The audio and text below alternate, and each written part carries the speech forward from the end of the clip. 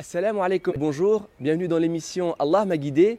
Cette fois, nous sommes en Suisse et précisément à Lausanne, où le frère Abdelhamid Gonin s'y était converti il y a une dizaine d'années.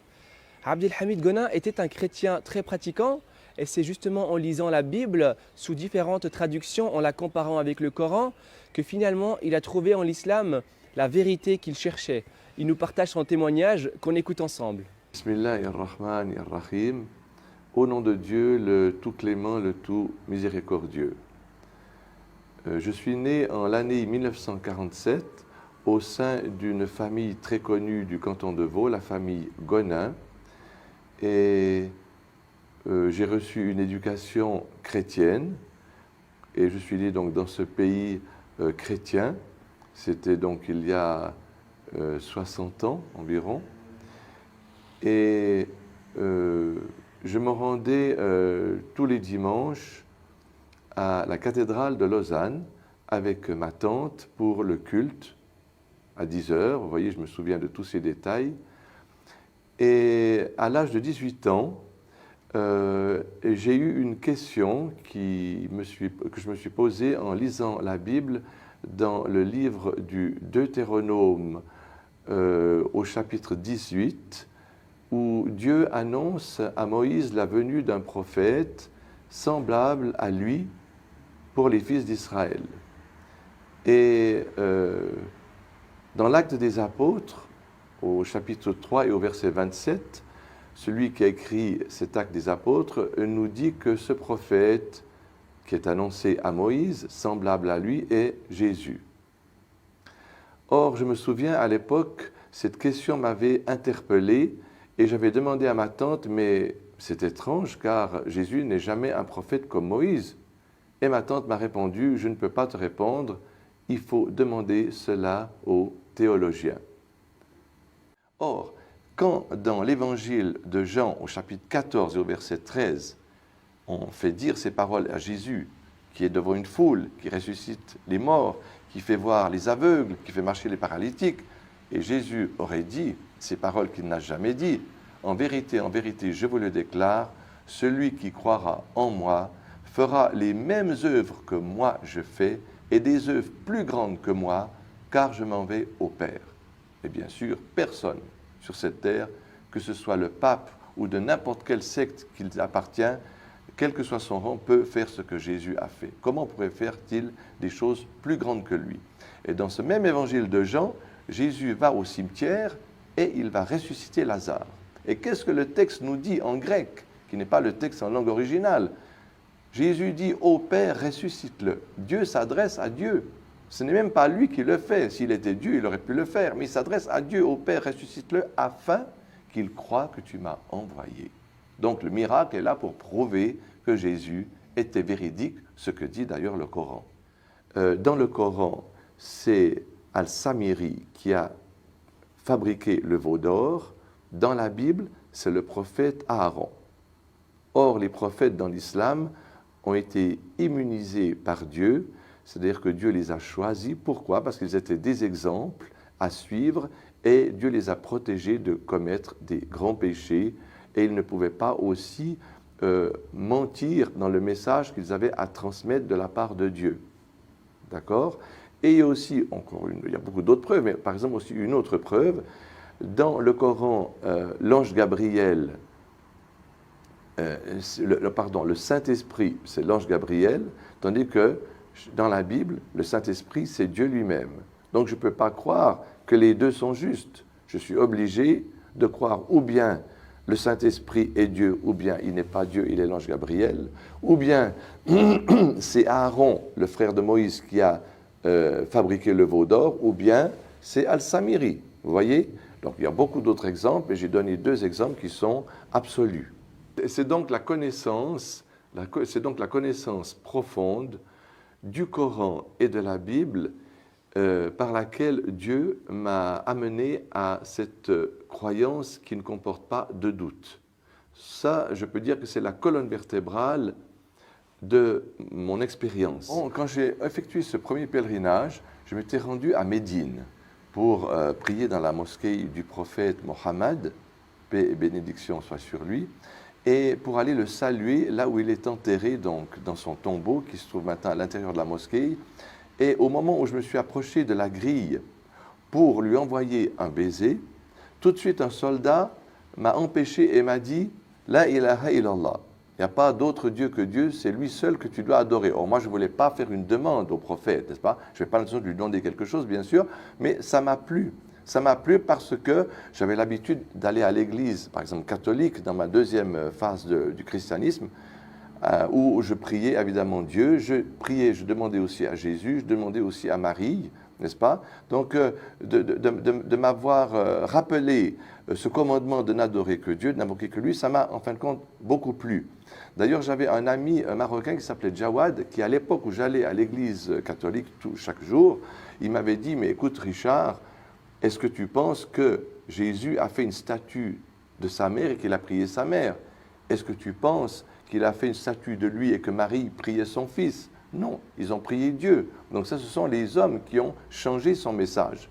Et en fin de compte, j'ai réfléchi à ça et il avait tout à fait raison. Et j'en avais parlé à l'époque à l'abbé Yanguas, qui était un Espagnol qui officiait à la paroisse du Valentin. Et il m'avait dit, mon fils, attention, tu ne peux pas aller directement à Dieu. Tu dois passer par Jésus et Marie, car tu as fait trop de péchés. Et j'avais continué encore pendant 1 année et 2 ans à fréquenter l'église catholique jusqu'à ce que Dieu m'a éclairé dans son livre, le Coran, de la vérité.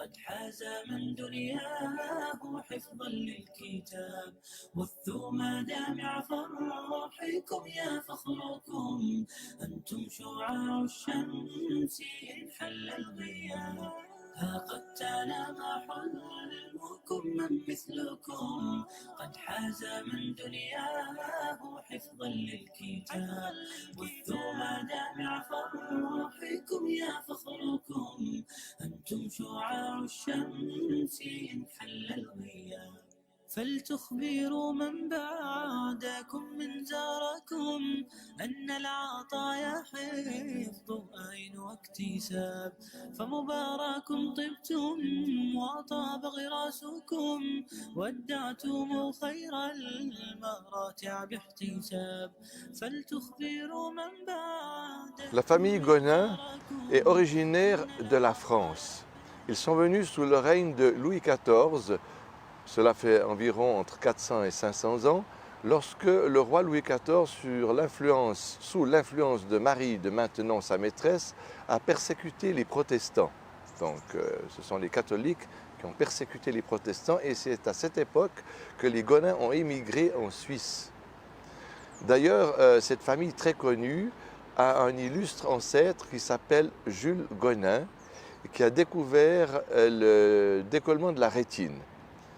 Et je me souviens, à l'époque, j'ai travaillé dans une agence qui était près de Chaudron. Et comme mon employeur m'interdisait de faire la prière sur mon lieu de travail, je me rendais pendant la pause au parc de Montbenon, juste derrière le casino. Et là, vous avez justement la rue Jules Gonin. Et je me disais qu'ici, au moins, on me laisserait tranquillement faire ma prière, ce qui d'ailleurs a été le cas.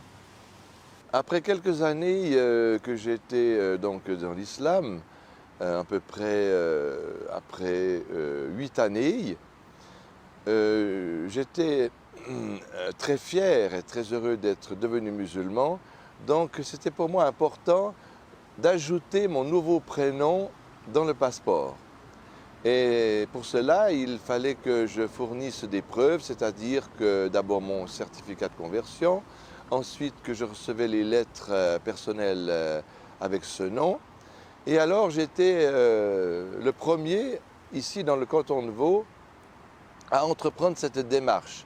Et je me souviens qu'à l'époque, ça me paraissait très difficile, alors que maintenant, ça me semble tout à fait naturel, n'est-ce pas? À l'époque, lorsque je suis parti à la cité pour faire ce changement, intérieurement, je me disais, mais tu renies ton pays, tu renies ta famille, tu renies ta culture, tu prends un nom arabe. Enfin, c'était pour moi une chose très, très difficile et j'ai dû faire un effort, en fin de compte, presque pour faire cette démarche. alors que maintenant ça me semble tout à fait naturel. Et ce qui compte pour moi, c'est d'être là où Dieu veut que je sois.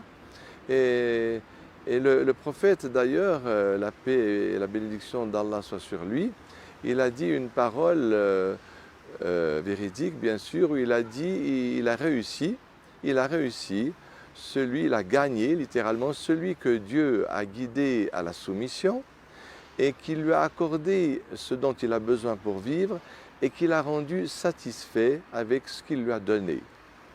Et voilà, ça je vis cela, je suis heureux et comblé avec ce que Dieu m'a donné. Et je pense que c'est là que se situe le vrai bonheur.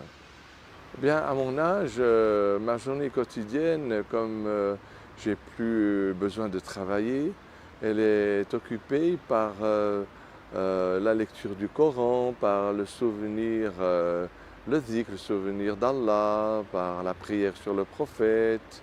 Et puis voilà, parce qu'en fin de compte, aussi quand on s'approche de la fin, il y a beaucoup de choses qui changent dans la vie, c'est-à-dire qu'on se prépare à quitter ce monde pour rencontrer celui qui nous a créés. Et puis voilà, voilà. Peut-être ça peut paraître pas très heureux, mais en fin de compte, c'est une réalité absolue qu'on peut pas éviter, n'est-ce pas? Mais je ne sais pas, ça me rend en tout cas pas malheureux et au contraire, je peux dire que je suis encore plus heureux maintenant qu'à 20 ans. Et j'aimerais pas revenir quand j'avais 20 ans parce qu'on ne connaît pratiquement rien du tout. Donc maintenant, grâce à Dieu, j'ai compris beaucoup de choses de la vie et voilà. صاغوا للمجد Subhanallah. رسالتهم وأبوا إلا نورا هديا بهم قد زانت ذي الدنيا وسموا حبا قصد العليا صاغوا للمجد رسالتهم وأبوا إلا نورا هديا النور